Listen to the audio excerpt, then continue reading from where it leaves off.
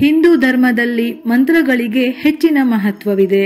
ಈ ಮಂತ್ರಗಳ ಪಠಣ ಪ್ರಾಚೀನ ಕಾಲದಿಂದಲೂ ನಡೆದುಕೊಂಡು ಬಂದಿದೆ. ಪ್ರತಿಯೊಂದು ಮಂತ್ರಗಳು ಅದರದ್ದೇ ಆದ ವಿಭಿನ್ನ ವಿಶೇಷತೆಗಳನ್ನು ಒಳಗೊಂಡಿದೆ. ಗಾಯತ್ರಿ ಮಂತ್ರ ಹಿಂದೂ ಧರ್ಮದ ಅತಿ ಶ್ರೇಷ್ಠ ಮಂತ್ರಗಳಲ್ಲೊಂದು. ಬ್ರಹ್ಮ ಪವಿತ್ರವಾದ ಸೂರ್ಯನಾರಾಯಣನಿಂದ ಉದ್ಭವಿಸಲ್ಪಟ್ಟ ಗಾಯತ್ರಿ ಮಂತ್ರ ಅತ್ಯಂತ ಪ್ರಭಾವಶಾಲಿಯಾದುದು.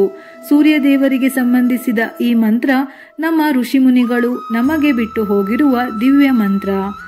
ವಿಶ್ವಾಮಿತ್ರ ಮಹರ್ಷಿಗಳೇ ಹೇಳುವಂತೆ 4 ವೇದಗಳು ಹುಡುಕಿದರೂ ಈ ಮಂತ್ರಕ್ಕೆ ಸರಿಹೊಂದುವ ಬೇರೆ ಮಂತ್ರವಿಲ್ಲ.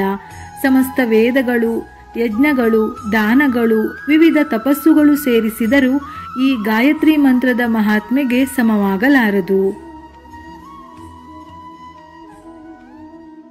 ಗಾಯತ್ರಿ ಮಂತ್ರದ ಕನ್ನಡದ ಅರ್ಥ: ಬೆಳಕಿನ ಪ್ರತೀಕವಾದ ಸೂರ್ಯದೇವನಿಗೆ ಸಾಷ್ಟಾಂಗ ನಮಸ್ಕಾರ ಮಾಡುತ್ತಾ ನಮ್ಮ ಬುದ್ಧಿ ಕರ್ಮಗಳು ಸದಾ ಉತ್ತಮ ಮಾರ್ಗದಲ್ಲಿ ನೆಲೆಗೊಳ್ಳುವಂತೆ ಪ್ರಚೋದಿಸು ಎಂದು ಪ್ರಾರ್ಥಿಸುವ ಮಹಾಮಂತ್ರವೇ ಗಾಯತ್ರಿ ಮಂತ್ರ. ಒಟ್ಟು 24 ಅಕ್ಷರಗಳನ್ನು ಒಳಗೊಂಡಿರುವ ಗಾಯತ್ರಿ ಮಂತ್ರವನ್ನು ನಿತ್ಯ ಜಪಿಸುವುದರಿಂದ ದೇಹದ 24 ಗ್ರಂಥಿಗಳನ್ನು ಬಲಗೊಳಿಸುತ್ತದೆ. ಇದರಲ್ಲಿ ಗಾಯತ್ರಿ ಪ್ರತಿಪಾದ್ಯವಾದ 24 ಭಗವಂತನ ರೂಪಗಳಿವೆ. ಆ ಮಂತ್ರದ ಪ್ರತಿಯೊಂದು ಅಕ್ಷರವು ಒಂದೊಂದು ದೇವರ ಬೀಜಾಕ್ಷರವೇ ಆಗಿದೆ. 24 ಪ್ರಮುಖ ದೇವತೆಗಳ ದೈವಿ ಶಕ್ತಿಯ ಉಪಾಸನೆ ಇದೆ. ಹಾಗಾಗಿ ಶ್ರದ್ಧಾಭಕ್ತಿಯಿಂದ ಮಾಡಿದ ಗಾಯತ್ರಿ ಜಪದ ಪರಿಣಾಮವಾಗಿ ಸಾಧಕನಿಗೆ 24 ದೇವತೆಗಳನ್ನು ಆರಾಧಿಸಿದ ಶಕ್ತಿಯು ಸಮನ್ವಯವಾಗುತ್ತದೆ. ಗಾಯತ್ರಿ ಮಂತ್ರವನ್ನು ಪಠಿಸುವುದಕ್ಕಾಗಿ ದಿನದ 3 ವಿಶಿಷ್ಟ ಸಮಯಗಳು ಅತ್ಯಂತ ಪ್ರಶಸ್ತವಾಗಿದೆ.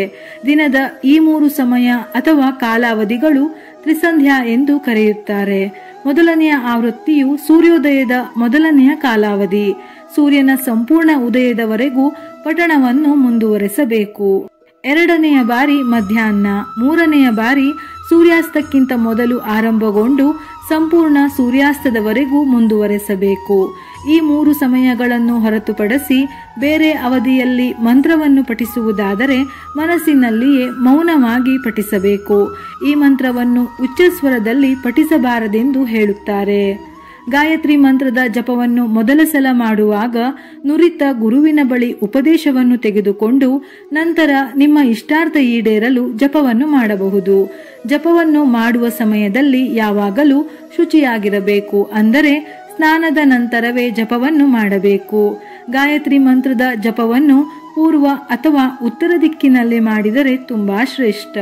ಗಾಯತ್ರಿ ಮಹಾಮಂತ್ರದ ಜಪವನ್ನು ಪಠಣೆ ಮಾಡುವುದರಿಂದ ಆಗುವ ಪ್ರಯೋಜನಗಳು: ಕಾಂತಿಯುಕ್ತ ತ್ವಚೆಯನ್ನು ಪಡೆಯಬಹುದು. ದೇವರಲ್ಲಿ ಶ್ರದ್ಧೆ, ನಂಬಿಕೆಯನ್ನು ಬಲಪಡಿಸುತ್ತದೆ. 6ನೆಯ ಇಂದ್ರಿಯ ಶಕ್ತಿಯ ಹೆಚ್ಚಳ.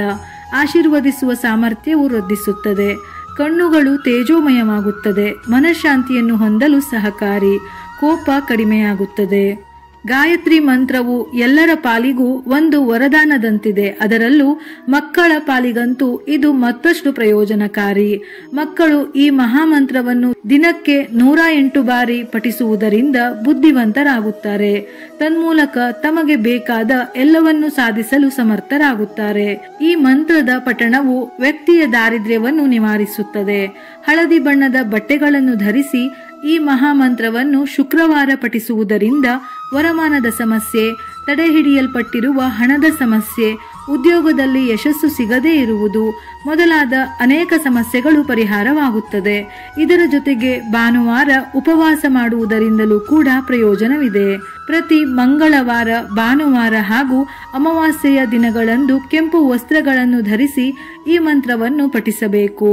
ಗಾಯತ್ರಿ ಮಂತ್ರದ ಪಠಣದ ಕಾಲದಲ್ಲಿ ದುರ್ಗಾದೇವಿಯನ್ನು ಧ್ಯಾನಿಸುತ್ತಿರಬೇಕು. ಇದರಿಂದ ಶತ್ರುಗಳ ಕಾರಣದಿಂದ ಉಂಟಾಗುತ್ತಿದ್ದ ತೊಂದರೆಗಳೆಲ್ಲ ನಿವಾರಣೆಯಾಗುತ್ತದೆ. ವಿವಾಹವು ನಾನಾ ಕಾರಣಗಳಿಂದ ಮುಂದೂಡಲ್ಪಡುತ್ತಿದ್ದರೆ ಈ ಮಂತ್ರವನ್ನು ಪ್ರತಿ ಸೋಮವಾರದಂದು ಹಳದಿ ಬಣ್ಣದ ಬಟ್ಟೆಗಳನ್ನು ಧರಿಸಿ 108 ಬಾರಿ ಜಪಿಸಿ. ಹಾಗೆ ಜಪಿಸುವಾಗ ಭಗವತಿ ಪಾರ್ವತಿ ದೇವಿಯನ್ನು ಧ್ಯಾನ ಮಾಡಿ. ಬಹು ಬೇಗನೆ ನಿಮಗೆ ಸೂಕ್ತವಾದ ಸಂಬಂಧವೊಂದು ಕೂಡಿ ಬರುತ್ತದೆ. ಈ ಮಂತ್ರವನ್ನು ಯಾವುದೇ ಶುಭ ದಿನದಂದು ಜಪಿಸಿ. ಜಪಿಸುವಾಗ ಕೆಂಪು ಬಣ್ಣದ ಆಸನದ ಮೇಲೆ ಕುಳಿತು ನಿಮ್ಮ ಪಕ್ಕದಲ್ಲಿ ಶುದ್ಧವಾದ ತಾಜಾ ನೀರು ತುಂಬಿದ ಚೊಂಬನ್ನು ಇಟ್ಟು ಮಂತ್ರವನ್ನು ಜಪಿಸಿದ ನಂತರ ಆ ನೀರನ್ನು ಕುಡಿಯಬೇಕು. ಇದರಿಂದ ದೀರ್ಘಕಾಲೀನ ಅನಾರೋಗ್ಯದ ಸಮಸ್ಯೆಯಿಂದ ಮುಕ್ತಿ ಪಡೆಯಬಹುದು.